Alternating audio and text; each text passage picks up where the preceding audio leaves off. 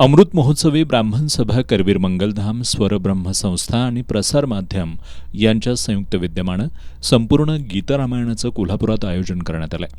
महाराष्ट्राचे आधुनिक वाल्मिकी ग दि माडगुळकर यांनी रचलेलं आणि भावतीर्थ सुधीर फडके यांच्या संगीतानं सजलेलं गीतरामायण सलग 5व्या वर्षी कोल्हापुरात सादर होत आहे. यापूर्वीच्या 4 वर्षांमध्ये या कार्यक्रमाला रसिकांचा उत्स्फूर्त प्रतिसाद लाभला आहे.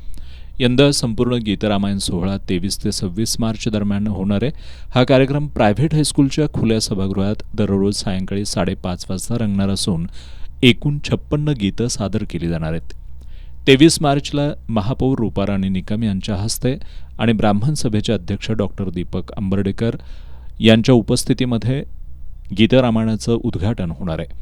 स्वरब्रह्मचे संस्थापक सुधीरदाजी जोशी आणि ज्येष्ठ मार्गदर्शक बाळकृष्ण नाईक यांनी पत्रकार बैठकीत ही माहिती दिली.